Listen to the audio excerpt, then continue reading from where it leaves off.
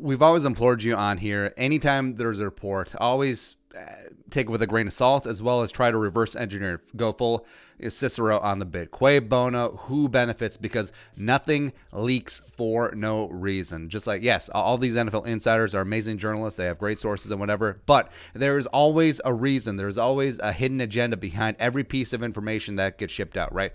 No one's going full Woodard and Bernstein deep throat on this beat, right? So everything is put into motion. Everything gets into the media because the person behind it has an agenda, has something attached to it, wants something to happen. So this entire Washington trading Trent Williams saga continues to drag on. And I've called baloney on this basically this entire time, right? And all the Washington fans in the comment section, now Washington has all the leverage here. No, you don't. And this is...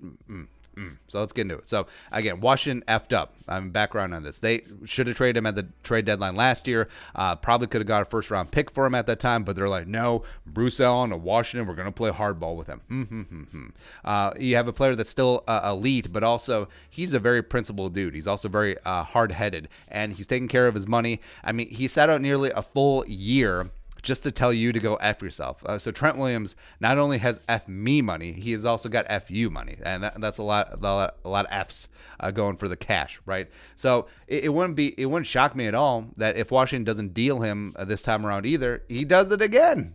Right. And then, yeah, you have a depreciating asset, a guy who's getting older. I mean, they could have got a 1 at the deadline last year. Probably the ceiling going to get this year is maybe a 2, and probably a late 2 at that. But all that value keeps going down. You try to trade him after the draft, it's probably going to be a future 3, like maybe.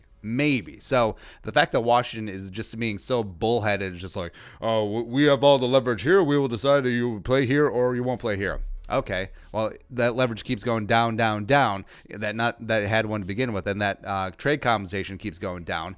And also, I mean, you can just tell, like, the reports that went down today are just so desperate, just reeking of Washington trying to gin up a trade market. So I have a theory.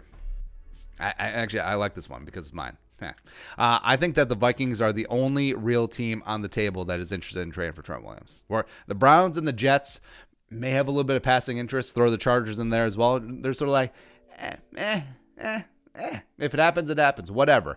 But at 10 and 11, the Browns and the Jets respectively, they're each going to be in range for one of the top tackles in this draft. You look at the big 4. We don't include Becton in the big 4, but a lot of places do. Maybe teams do. So why go older? And yes, still good, still top of the food chain, Trent Williams, but also exceedingly expensive. Will need a new contract, probably will demand $50 million or so a year. And on top of that, giving up significant draft capital, probably a second round pick when they can go young, cheap, and with upside. I mean, why would you do that? And frankly, if the Vikings were at 10 in Cleveland shoes and you had the choice between Andrew Thomas or Trent Williams, I would take Andrew Thomas every single time. Andrew Thomas, and I get to keep my second round pick? Shoot. All right, so here's the reports from today. So Josina Anderson, ESPN, quote, I'm told acquiring Trent Williams is still on the table for the Browns, per source today. Nothing is imminent on or super close right now, but the Browns are keeping their thumb on the situation, meaning something will still may or may not happen with Trent before the draft, end quote. So ask yourself, how would it ever benefit the Browns if this leaked? Like, the Browns are certainly dysfunctional, but although I do believe in Barry and Stefanski coming in, but why would the Browns ever leak that? Like, I fully understand, like, teams at the top of the draft, we're interested in trading down, but saying that you're dialed in on trading for this specific player, so that could potentially shift how teams see, especially in the teens, like, the Browns may be out on tackle, so we could do this, we could do that, we could move up, we could do whatever. I mean, how does that benefit them at all? So why would they leak that? Doesn't make a lot of sense. Again, nothing leaks for no reason. Pardon the quasi double negative, but Washington is obviously behind this. Washington or the agent, right? So who benefits? Washington trying to, hey, Minnesota, hey, Cleveland's still in. Better up your bid. Better change that third round pick to a second round pick. Or the agent is trying to get his client out of town, which he was unsuccessful last year. Maybe this year is going to be the one, right? And then on top of that, so John Keim, who's a local writer in Washington, he quote tweeted this. More teams getting involved or at least inquiring. Will be interesting to see if anything happens before the draft or after the first round. If team fail to get their guy, Minnesota, it was a team to watch, but wonder if Vikings blew their chance. So That is some pretty harsh and biting language about the Vikings. So now that's not really, did that seem like editorializing to you? Not really. So his source, probably from Washington, and it probably, again, who benefits here? Washington absolutely does. So if you're Washington, be like, well, team, hey John, this is Washington. Teams are really inquiring about Trent Williams. I mean, the Vikings were in, except they may have just blew it. It seems like a very odd and specific thing to throw in. It just as a little dig for the Vikings at the end there. So again, I think that lends credence to my theory that the Vikings are the only real team in this derby. So Washington is trying to be like, hey, the Jets are in, the Chargers are in, the Browns are in, so you better make that 89 into 58, or otherwise you're gonna crack some skulls. Or you better get the 25, because if I'm Washington, I'm not selling for anything less than a first round pick. Well, you're gonna be waiting a long damn time. I mean, Trent Williams will be 185 years old by the time you get a first round damn pick for the guy. So there you go. So it's, again, who's leaking this? Washington try and gin up a market, agent trying to get Trent Williams out of town. Either way, you do have to raise an eyebrow at the placement of the reports. In fact, the fact that they called out the Vikings specifically leads me to believe that at least Keim's source is Washington, right? So it's, who's leaking this? Not the Browns, not the Jets, not the Vikings, not the dark horse team.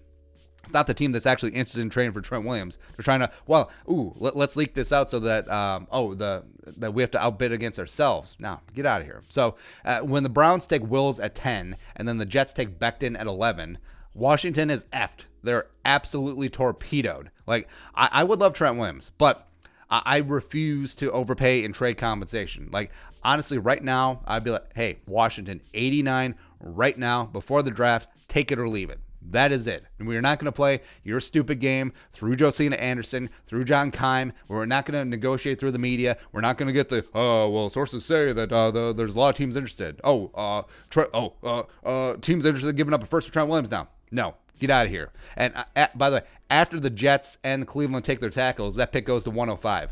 It may turn into a fourth-round pick after the Chargers scoop up, Austin Jackson at the top of the second round. So there you go. So Vikings have all the leverage in this spot because it does seem like they are the main, if not the only bidder, they're the main bidder, and they can just walk away. I mean, because, again, I would love Trent Williams, but if you give me the choice between Trent Williams adding that big contract and giving up draft picks or Josh Jones or Ezra Cleveland in the first round, I'm going the latter. I really am, because, again, it wouldn't shock me at all if the Vikings are the only team that's actually interested in trading for Trent Williams, and Washington is just trying to bluff and trying to get this one through, just trying to increase that draft pick from a third to a second. But your thoughts, let us know in the comment section below. Subscribe for daily Vikings takes. You want to support the work, pull us on the Venmo, plus give us a follow on social media as well. Until next time, Skull, production value.